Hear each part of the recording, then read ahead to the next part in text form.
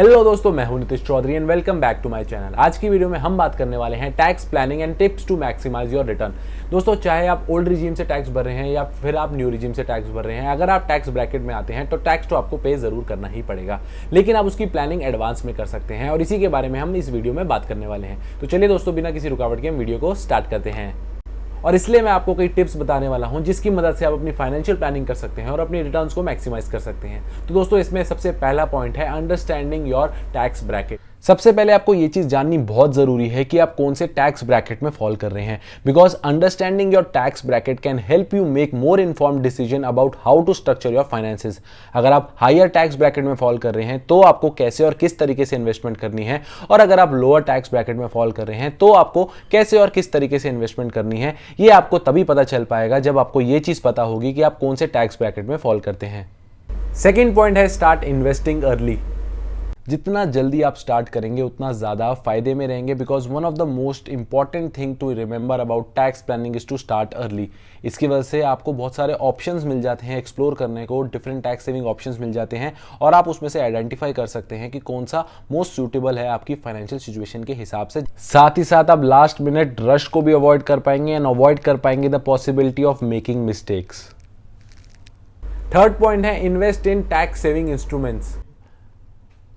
Indian government कई सारे tax saving instruments offer करती है, जैसे कि पब्लिक प्रोविडेंट फंड जिसे हम पीपीएफ के नाम से भी जानते हैं, नेशनल सेविंग सर्टिफिकेट जिसे हम एनएससी के नाम से भी जानते हैं, इक्विटी लिंक सेविंग स्कीम्स यानी ईएलएसएस, और साथ ही साथ आपको टैक्स सेविंग फिक्स्ड डिपॉजिट का भी ऑप्शन मिल जाता है।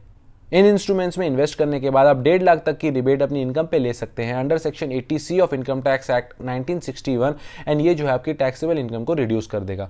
Consider investing in these instruments to maximise your return and save taxes. Fourth point है क्लेम डिडक्शंस।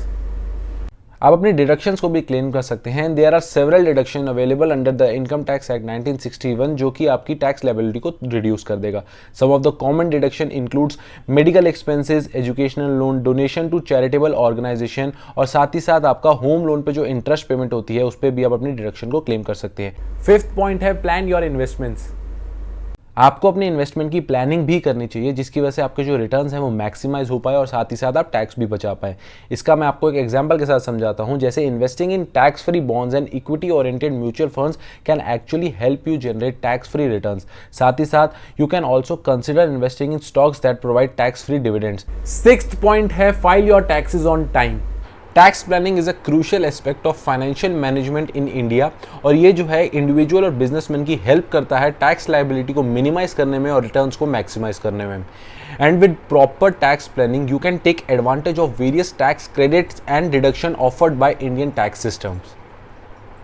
आपने टैक्स बचाने के सारे मेथड्स कर लिए, आपने इन्वेस्टमेंट भी कर ली, लेकिन अगर आपने टाइम से टैक्स फाइल नहीं करा तो आपको जो है पेनल्टीज और इंटरेस्ट चार्जेस पे करने पड़ सकते हैं। इसलिए you have to make sure you file your taxes on time and it also ensures that you receive any refunds. यानी अपने इस साल में अगर कोई भी पैसा या टैक्स पहले पे कर दिया है लेकिन बाद में आपका फाइलिंग के टाइम वो टैक्स नहीं बनता है आपकी इन्वेस्टमेंट या डिडक्शन की वजह से, तो वो आपको रिफंड जो है मिल जाएगा। इसलिए आपको जो है टाइमली टैक्स फाइल करना बहुत जरूरी है। और सेवेंथ पॉइंट है consult a tax professional. Tax laws in India can be complex and इसलिए it is advisable to consult a tax professional to ensure that you are taking advantage of all the available tax saving opportunities. साथ ही साथ इसका एक और फायदा हो जाता है कि फ्यूचर ईयर्स में आपको कैसे अपनी टैक्स प्लानिंग करनी है वो आपका टैक्स प्रोफेशनल आपको बता देता है। दोस्तों, सिर्फ आपको एक टैक्स बचाने के लिए इन्वेस्टमेंट नहीं करनी है, बल्कि साथ ही साथ आपको ये भी देखना है कि कितना रिस्क एसोसिएटेड है उस इन्वेस्टमेंट के साथ, और उसी अकॉर्डिंग आपने अपना इन्वेस्टमेंट करनी है। अपने रिस्क कैपेबिलिटीज के हिसाब से आपने इन्वेस्टमेंट करनी है और किसी की सुना सुनाई में इन्वेस्टमेंट नहीं करनी है। Tax planning is a critical aspect of financial planning in India. और दोस्तों, ये कुछ टिप्स फॉलो करके आप अपनी टैक्स प्लानिंग कर सकते हैं और अपने रिटर्न्स को मैक्सिमाइज कर सकते हैं। तो दोस्तों, मैं उम्मीद करूंगा ये वीडियो आपको जरूर पसंद आई होगी। अगर आपको वीडियो पसंद आई हो तो वीडियो को लाइक जरूर कर देना, मेरे चैनल को सब्सक्राइब करना मत भूलना। चलिए दोस्तों, मिलते हैं एक नई वीडियो में नए टॉपिक के साथ। तब तक के लिए दोस्तों, अलविदा।